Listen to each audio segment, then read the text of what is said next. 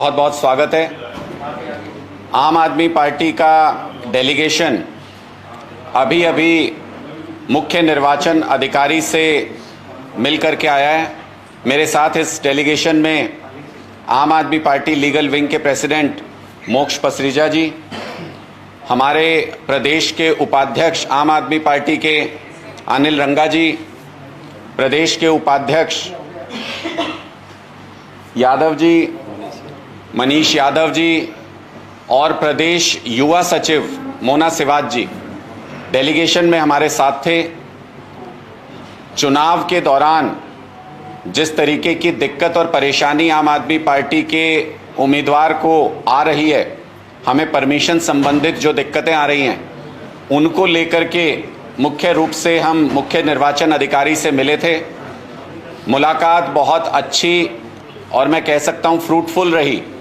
हमें मुख्य निर्वाचन अधिकारी ने ये आश्वासन दिया है कि सभी बातों के ऊपर वो विचार करके उसके बारे में कोई सही निर्णय लेंगे और आगे से ऐसी चीज़ें ना हो, इसका ख्याल चुनाव आयोग के जो डिस्ट्रिक्ट में अधिकारी हैं उनको हिदायतें इस तरह से दी जाएंगी कि इसका ख्याल रखा जाए।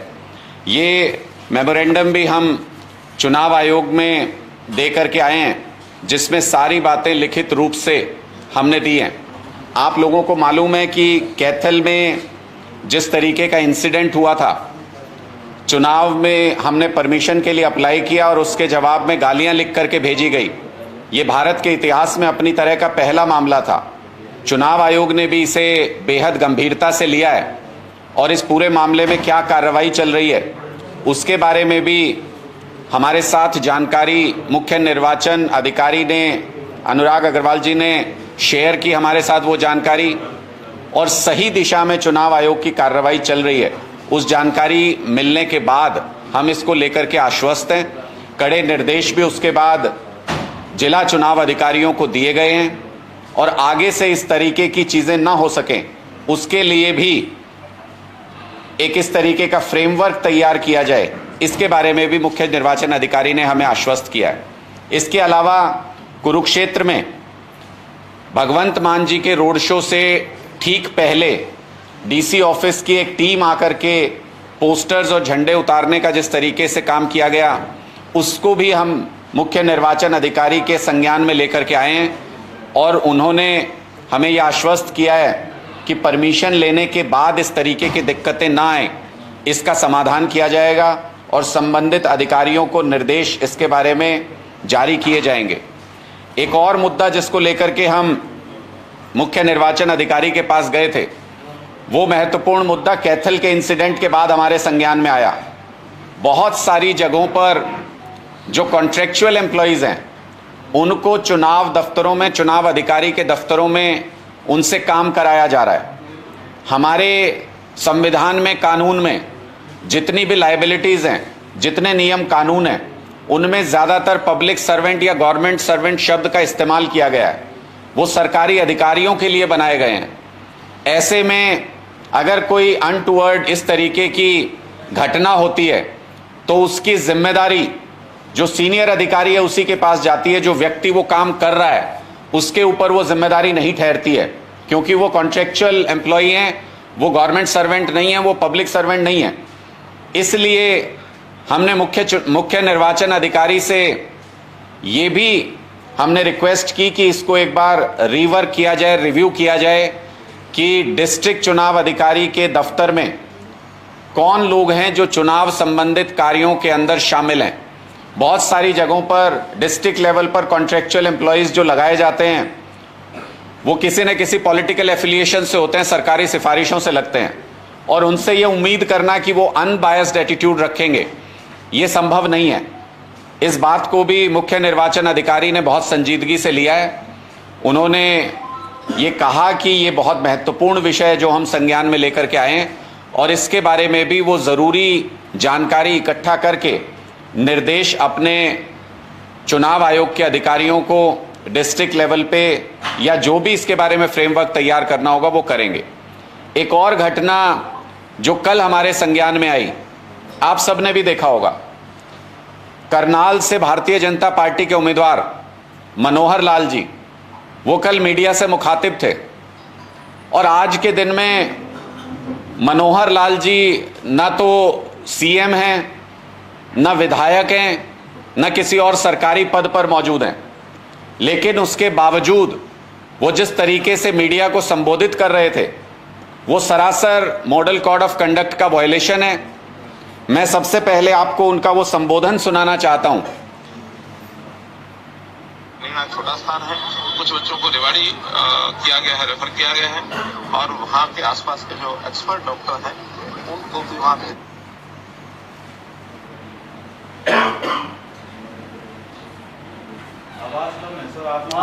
मैं आपको बता देता हूं, मैं ये वीडियो भी हम आपके साथ साझा कर देंगे।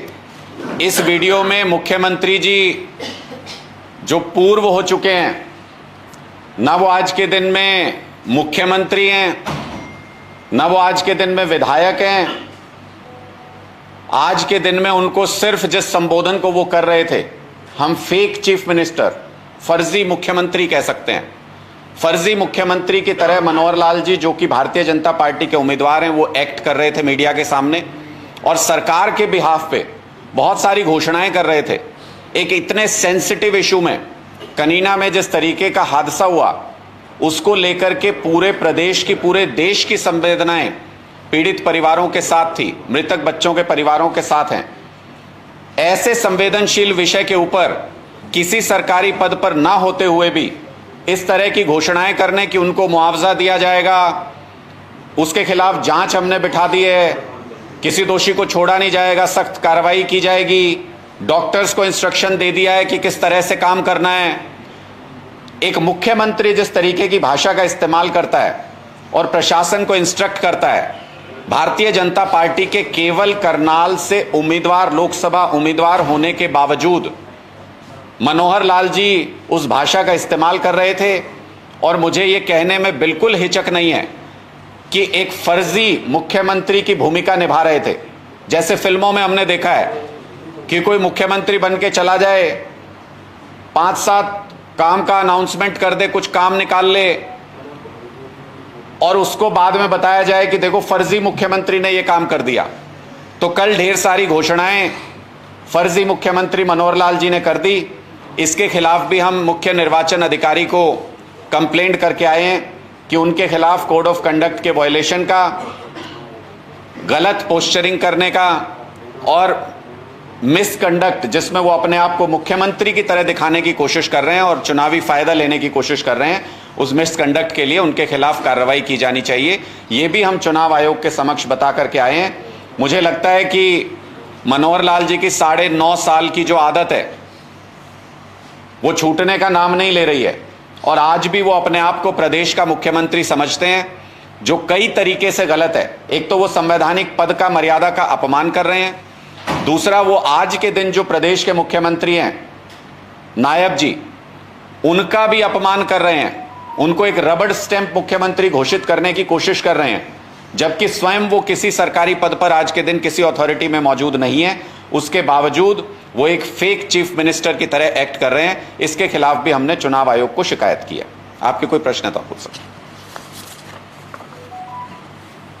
ये अभी सर्कुलेट कर देंगे जो हमने कॉपी दी है। आप कह रहे हैं कुछ घोषणा की, क्या कोई है घोषणा? मनोहर लाल ने घोषणा की है? मनोहर लाल जी अपने वक्तव्य में कई सारी बातें बोलते हुए नजर आ रहे हैं जो उनके अधिकार क्षेत्र से बाहर है। एक प्राइवेट व्यक्ति होने के नाते, बीजेपी के उम्मीदवार होने के नाते, ना तो उनका प्रदेश की मेडिकल टीम के ऊपर, डॉक्टर्स के ऊपर कोई कंट्रोल है जो ये बता सके वो कि डॉक्टर्स को और हॉस्पिटल को क्या हिदायत दी गई है, ना उनका प्रशासन के ऊपर किसी तरह का कंट्रोल है जो वो ये कह सकें कि मृतकों के परिवारों को मुआवजा दिया जाएगा, ना आज के दिन में उनके पास इस तरीके का पॉलिटिकल कंट्रोल है जो ये बता सकें कि इस घटना से संबंधित जो भी व्यक्ति हैं उनको किसी हालत में छोड़ा नहीं जाएगा, उनके खिलाफ कानूनी कार्रवाई की जाएगी। हमारा सवाल सिर्फ इतना है कि एक बीजेपी के उम्मीदवार होने के नाते, एक लोकसभा से वो एक उम्मीदवार हैं, ऐसे तो कल को 10 उम्मीदवार एक पार्टी से हैं, 10 उम्मीदवार एक पार्टी से हैं, बाकी और उम्मीदवार हैं, कोई भी खड़ा होके सरकार के बिहाफ पे घोषणाएं करने लग जाएगा कि सरकार ये करेगी, सरकार वो करेगी। उनको इस बात का कोई भी ना नैतिक ना प्रशासनिक अधिकार है। आज के दिन वो एक प्राइवेट पर्सन है। प्राइवेट पर्सन होकर भी मुख्यमंत्री की भूमिका में मीडिया को संबोधित करना, ये अपने आप को गलत तरीके से प्रोजेक्ट करके जनता के बीच में वोट बटोरने की, और इतने संवेदनशील विषय पर वो ऐसी बात करेंगे, इसका बिल्कुल भी अंदाजा हमको नहीं था। और बिल्कुल ये एहसास नहीं था कि मनोहर लाल जी इतने संवेदना शून्य हो सकते हैं कि इसकी भी पॉलिटिकल माइलेज लेने की कोशिश करें। इसको लेकर के हमने कोड ऑफ कंडक्ट के वायलेशन की कंप्लेंट चुनाव आयोग के सामने की है। जी बिल्कुल, वीडियो हमने मुख्य निर्वाचन अधिकारी को अपने समक्ष दिखाया भी, और उनको ये वीडियो हमने हस्तांतरित भी किया, दिया भी है उनको, कि वो इसको देख करके सही निर्णय इसके ऊपर ले सके, जो विधिक कार्रवाई है वो कर सके। दूसरा, डीसी कैथल के सस्पेंशन की आप मांग कर रहे थे, उस पे क्या कहा है? देखिए, अब हमने पूरे विषय के ऊपर चर्चा की है मुख्य निर्वाचन अधिकारी से, और उसके ऊपर अभी भी निर्वाचन आयोग की, चुनाव आयोग की अभी भी कार्रवाई उस विषय के ऊपर चल रही है। उसमें क्या प्रोग्रेस है वो हमको ब्रीफ किया, एक तरीके से हमको उसकी जानकारी हमारे साथ साझा की। हम उस विषय पर संतुष्ट हैं कि जिस तरीके से चुनाव आयोग स्ट्रिक्टली उसके ऊपर कार्रवाई कर रहा है, हमें लगता है वो सही जगह पर वो पहुंचेगा। और उस विषय से संबंधित कुछ और बातें हम चुनाव आयोग के संज्ञान में डाल करके आए हैं, जिनके ऊपर चुनाव आयोग अपने अधिकारियों से डिस्कस करने के बाद निर्णय लेंगे।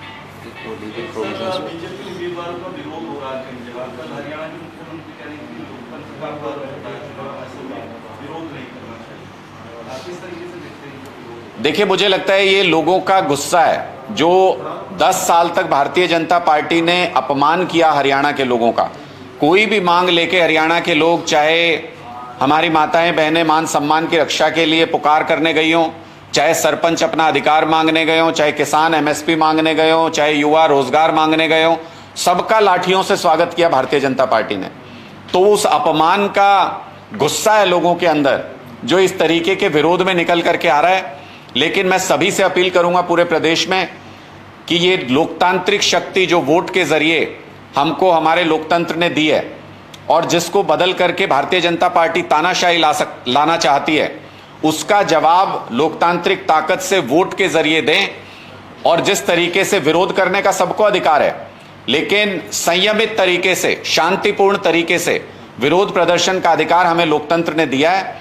वो अगर कोई विरोध करता है तो जायज़ है, स्वीकार्य है, लेकिन उससे भी ज़्यादा ध्यान इस बात पर देना चाहिए कि अपने गुस्से को लोग अपने आस पड़ोस के लोगों के साथ, अपने रिश्तेदारों के साथ, बाकी लोगों के साथ विमर्श करके साझा करें, और एक ऐसा माहौल तैयार करें कि जब वोटिंग हो तो भारतीय जनता पार्टी के खिलाफ वो गुस्सा, जो वोटिंग मशीन है उसमें उनके खिलाफ बटन दबा करके, इंडिया गठबंधन के समर्थन में बटन दबा करके वो गुस्सा जाहिर करें। ऐसा मैं हरियाणा के लोगों से उम्मीद करता हूं, ऐसी मैं अपील करता हूं। मैं कुछ इसके लीगल पहलू पर हमारे लीगल विंग के अध्यक्ष मोक्ष पसरीजा जी हैं, मैं उनसे कहूंगा कि वो लीगल पॉइंट के ऊपर थोड़ा सा ब्रीफ करें। मैं हूं यहीं पे, इसके बाद मैं हूं यहीं पे, इसके बाद बोल दूंगा। सभी साथियों को नमस्कार। हमने चीफ इलेक्टोरल ऑफिसर से एक रिक्वेस्ट ये भी करी कि जो अभी एफआईआर उन्होंने कैथल के मामले में करी है, जो भी दोषी कर्मचारी थे, उसमें इंडियन पीनल कोड के सेक्शंस भी लगाए जाएं, क्योंकि अभी उन्होंने बड़े हल्के सेक्शंस लगाए हैं इंफॉर्मेशन टेक्नोलॉजी के तहत। तो सेक्शन 166 आईपीसी, 167 आईपीसी, 217, 218, जिसमें अगर कोई पब्लिक सर्वेंट कुछ गलत कोई डॉक्यूमेंट किसी तरीके से क्रिएट करता है या रिजेक्ट कर देता है क्रिमिनल इंटेंशन के चलते, तो उस तरीके के सेक्शंस भी उस एफआईआर में लगाए जाने चाहिए और एक निष्पक्ष जांच होनी चाहिए उसमें। एक हम जो लीगल परमिशंस, हमारे जितने कार्यक्रम हो रहे हैं कुरुक्षेत्र लोकसभा में, उसके संदर्भ में जो हमें परेशानी आ रही है, क्योंकि जो रिस्पेक्टिव एक एआरओ है या डीआरओ है वहाँ पर, उनको ऐसा लगता है कि उनको कुछ नॉलेज की कमी है। जैसे कल एक हमने परमिशन अप्लाई करी और उसमें हमने मेंशन किया कि हमारा ये कार्यक्रम गांव के चौपाल में है, तो 6 से 8 घंटे हमारे जो वकील साथी वहाँ पर गए हुए थे परमिशन के लिए, उनके इस बात पर खराब हो गए कि उनको ये बोला कि आप एक जो सही लोकेशन है वो आप बताइए। अब गांव के चौपाल हमने उसमें मेंशन कर दिया है और ये बात उनको समझने में 6 से 8 घंटे लग गए। तो एक सही तरीके से सही इंस्ट्रक्शंस AROs और DROs के पास चली जाएं, जिससे कि हमें परमिशन लेने में ना विलम्ब हो, ताकि जो जितने भी हमारे कार्यक्रम हैं वो उनकी लैक ऑफ परमिशन की वजह से रिजेक्ट ना हो जाएं और हम कार्यक्रम सुचारू रूप से कर पाएं, हमारा जो भी कैंपेन है उसका। एक और जैसा इशू आ रहा था कि पब्लिसिटी मटेरियल अगर हम रोड शो या रैली में हम यूज़ करते हैं और उसमें हम हमारे आवेदन में परमिशन लेते हुए ये मेंशन कर देते हैं कि ये रैली या रोड शो पब्लिसिटी मटेरियल के साथ है, तो जो वहाँ पर ARO या जो इलेक्शन ऑफिसर्स हैं, अभी जैसे हमारा भगवंत मान जी का शो हुआ रोड शो कुरुक्षेत्रा में, तो जो हमारा पब्लिसिटी मटेरियल वहाँ पर हम यूज़ कर रहे थे रोड शो के दौरान, उसको उन्होंने फोर्सफुली रिमूव कर दिया वहाँ से और उसको रोड शो शुरू होने से पहले ही हटा दिया गया। तो ये सब बातें हम CEO साहब के संज्ञान में लाए हैं और उन्होंने आश्वासन दिया है कि उचित निर्देश और उचित इंस्ट्रक्शंस रिस्पेक्टिव AROs और DROs को पूरे हरियाणा में दी जाएंगी, ताकि इलेक्शंस से रिलेटेड जो भी परमिशंस हैं, लीगल परमिशंस हैं, उसमें किसी तरीके की कोई बाधा ना आए और कोई विलम्ब ना आए। आप कुछ पूछ रहे हैं? आम आदमी पार्टी दिल्ली कह रही है कि राष्ट्रपति शासन लगाने की तैयारी, आपको लगता है? देखिए, ये भारतीय जनता पार्टी की बहुत पुरानी साजिश है और उन्होंने हर प्रयास करके देख लिया। चुनाव के अंदर अमित शाह जी ने गली गली जाके पर्चे बांट के देख लिया, उनकी पार नहीं बसाई, भारतीय जनता पार्टी बुरी तरह हारी। जब सरकार बन गई उसके बाद उन्होंने ऑपरेशन लोटस चालू किया, वो भी उनका विफल हो गया पूरी तरह से, वो हमारे लोगों को नहीं तोड़ पाए उस वक्त। फिर उन्होंने निर्णय लिया कि सारे हमारे जो नेता हैं उनको जेल में डाल करके, अरविंद केजरीवाल जी को जेल में डाल के इस सरकार को तोड़ा जाए। अरविंद केजरीवाल जी जेल चले गए, लेकिन सरकार तो जो की तो है, सरकार नहीं टूट रही। तो भारतीय जनता पार्टी अब ये साजिश कर रही है, जो उनके कंडक्ट से पता चलता है कि कोई भी सीनियर अधिकारी, इतने सारी जगह खाली हैं दिल्ली के अंदर, लेकिन किसी भी नए IAS अधिकारी को वहाँ पोस्ट नहीं किया जा रहा। और भी कई सारी चीज़ें आतिशी जी ने बताई कि किस तरह से उनके कंडक्ट से ये पता चल रहा है कि भारतीय जनता पार्टी धीरे धीरे इस बात की तैयारी कर रही है कि दिल्ली के अंदर राष्ट्रपति शासन लगाया जा सके। लेकिन मैं भारतीय जनता पार्टी को खुली चुनौती देना चाहता हूं और उनको आगाह भी करना चाहता हूं। आप पहले ही अरविंद केजरीवाल जी को फर्जी मामले में जेल में डाल करके अपने हाथ जला चुके हैं। राष्ट्रपति शासन लगाने के बारे में सोचिएगा भी नहीं, दिल्ली के लोगों के अधिकारों को छीनने के बारे में सोचिएगा भी नहीं। अगर आप ऐसा सोचेंगे तो लोकसभा चुनाव में आपको सुपड़ा साफ करके दिल्ली के लोग इसका जवाब देंगे और आपके हाथ से वो शक्ति छीन लेंगे जिससे आप राष्ट्रपति शासन लगाने के बारे में सोच सकें और जिससे आप लोकतंत्र को कहीं ना कहीं नीचा दिखा के तानाशाही स्थापित करने के बारे में सोच सकें। कल आम आदमी पार्टी के 2 मंत्री ने इस्तीफा भेजा है और उन्होंने बाकायदा अपने इस्तीफे में मेंशन भी किया है कि पार्टी पूरी तरह से भ्रष्टाचार से लिप्त होती है, इसलिए मैं रिजाइन कर रहा हूं। देखिए, मुझे लगता है कि जब कोई पार्टी छोड़ के जाता है तो आपके बारे में तारीफ के पुल तो नहीं बांधेगा, लेकिन हम राजकुमार आनंद जी की मजबूरी समझते हैं। हमें मालूम है कि उनके ऊपर किस तरीके से पुराने ईडी के मामले उठा करके उनको लगातार धमकाया जा रहा था। वो हमारे बहुत सारे लीडर्स को इस बारे में बताते भी रहे हैं, इसलिए हमने उनके बारे में, उनके विषय में कुछ बुरा नहीं कहा, हमने उनके बारे में कुछ नहीं बोला, क्योंकि हर व्यक्ति की सहने की अपनी क्षमता होती है।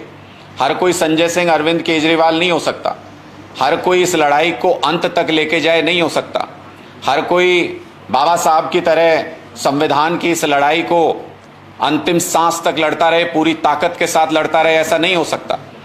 बहुत सारे लोग परिवार की मजबूरियों के चलते, जब उनको बार बार ये धमकी दी जा रही थी कि परिवार समेत जेल में डाल देंगे, बहुत सारे लोग टूट जाते हैं और हम उनकी भावना की भी कद्र करते हैं।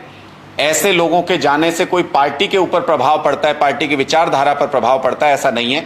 पार्टी पूरी तरह मजबूती से, पूरी ताकत के साथ भारतीय जनता पार्टी की इन साजिशों का मुकाबला करने के लिए खड़ी है, खड़ी रहेगी। अरविंद केजरीवाल जी दिल्ली के मुख्यमंत्री थे, हैं और रहेंगे। Thank you very much.